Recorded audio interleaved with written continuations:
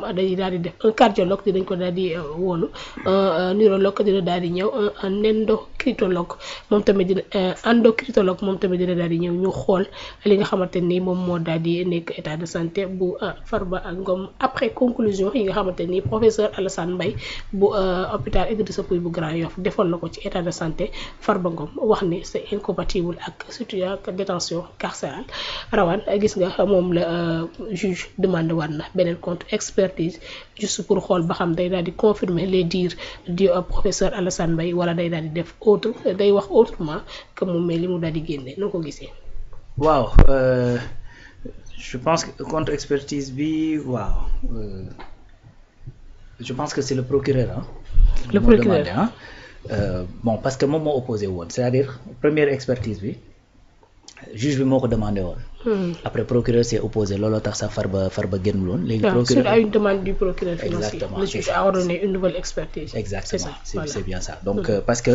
première expertise effectivement ça n'avait pas convaincu le procureur et souvent je rappelle que ni procureur c'est-à-dire bu fekkee dafa yor dossier boo xamante ne daf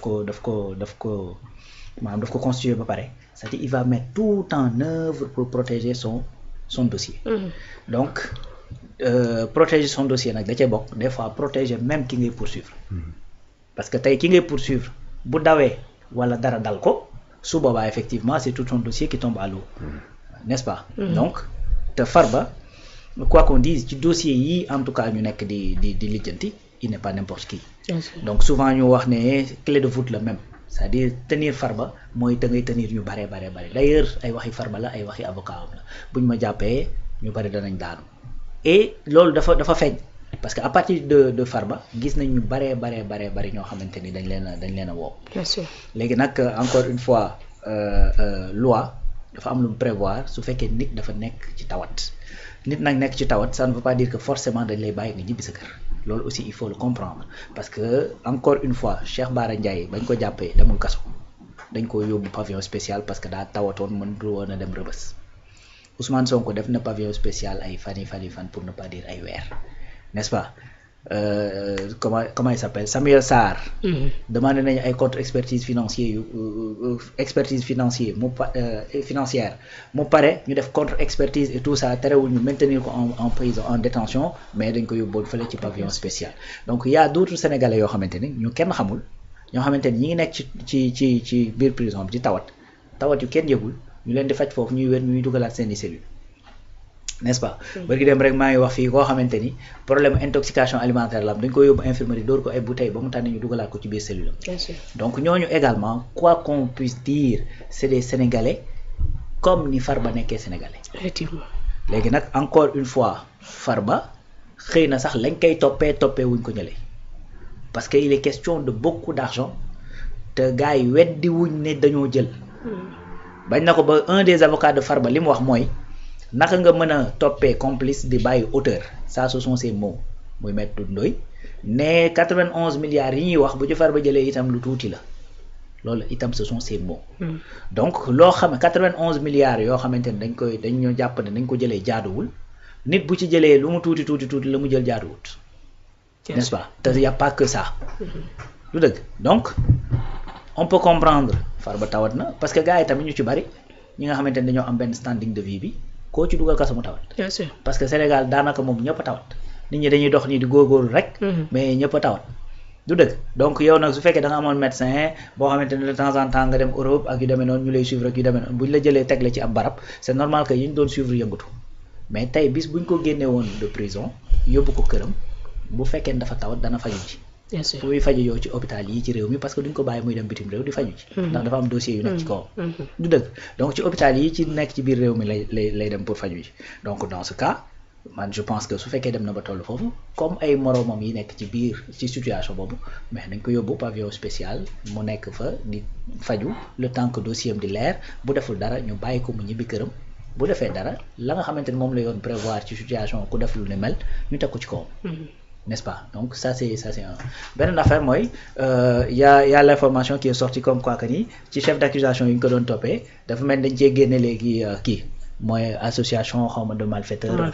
voilà donc loolu lañ ci rocci mais yeneen chef d'accusation yooyu yi ci des yëpp dañ ko téye lu mel ni blanchiment de capitaux lu mel ni escroquerie sur les deniers publics ak yu ni mel n'est-ce pas donc yooyu nag gënuñoo woyof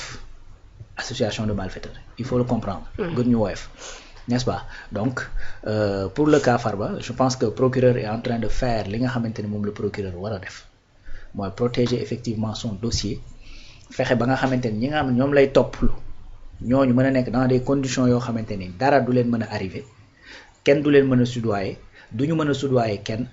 kenn du leen mën a napp duñu mën a napp kenn ba pare seen santé dinañ ko préserver ba nga xamante ni au moins dinañ nekk ci wérgu yaram ba bañ leen di mën a atte di mën a xam ñoom fan la ñuy féetee donc loolu mooy rôle procureur même le juge d'instruction ça fait partie de son rôle sauf que juge d'instruction bi comme dafay instruire à charge et à décharge et puis moom moo am cëgal guyu daal di accorder liberté provisoire bu gisee ni am na lu probant lu ko war a mën a may d'ailleurs je pense moom il est dans les dispositions parce que waxoon nañ fi ne da koy jox procureur moom moo ci opposé wu donc encore une fois le cas de Farba c'est pas un cas simple donc ñeneen ñam fa nekk ndool itam c'est pas des cas simples souvent nag Farba lañ ciy dégg parce que c'est lui l'homme politique et peut-être que moom lañ ciy wax tawatam boobu ba tey ma nga fa nekk ak Tahirou Sarr Tahirou moom kenn dégg ko ci dara mais il y a d'autres gens yoo xamante ni ña nga fa souvent me rappeler ne dañuy koy fàtte mais Mohamadane Sarr c'est-à-dire rapport CENTIF moo ko téye sur 16 milliards présumés 13 à 16 milliards présumés pourtant mi ngi ci kaso bi kenn déggu ni tambour ni trompette n'est-ce pas donc waxuñu sax ay waxam tout le temps Farba ngay dégg te pourtant ci li ñuy topp Farba gën a bari parce que Farba dossier bi nga xamante ni moom lañ ko booleel ak Tahirou c'est 125 milliards donc il y a pas photo entre 125 milliards et effectivement loolu bu ci gën a ndaw bi ñu ciy tudd c'est 31 milliards il y a encore pas photo c'est quasiment le double de li ñuy toppee Mohamadane Sarr mais sauf que c'est lui l'homme politique sauf que effectivement moom moo gën a am soutien politique boo xamante nekk na ci biti ba ñuy mën a maintenir effectivement ce bruit là moom aussi la ñuy wax problème de santé mais encore une fois il sera pas le premier ni le dernier à avoir des problèmes de santé en prison donc récemment rek maa ngi lay citer Samuel Sarr dafa amoon ay problèmes de santé en prison te terewul dañ ko téye ba juge gis ne lañ ko doon toppee c'est pas probant donc ñu ne nañ ko bàyyi en attendant yëf yi di gën a leer donc on attendra de voir expertise médicale bii di mujj lan lay joxe et puis su fekkee ni wax na loo xamante ni convaincre na le procureur s'il prend la décision jox ko bracelet tant mieux on saura que c'est la justice qui a décidé comme ces deux frères yi nga xam ne mettre na leen sous bracelet électronique c'est ça Biram ak Ismaïla Ngom waaw donc ñoom sax à un certain moment doon nañu wax naan dañ leen tekkil bracelet bi yóbbuwaat leen prison donc ça s'est soulevé bërki dem bu ñu ngi ko doon waxtaanee donc di wax ne procureur mi ngi doon loolu c'est confirmé que dañuy placer sous bracelet électronique. Ouais, c'est ça donc dañ koy loolu léegi y avait le procureur qui avait à un moment demandé à ce que ñu tekki leen bracelet yóbbu leen waat mandat de dépôt mais finalement gis nga bàyyi nañ leen ak bracelet yi donc on attendra pour voir contre expertise bi lan lay joxe après procureur xam naa ne à partir de là lay mën a jël sa décision. bien sûr muy doon tonton Omar noo gisee li nga xamante ni moom le procureur daal di sàkkuwaat ngir ñu daal di koy def ci dossier Farba Ngom concernant état de santé.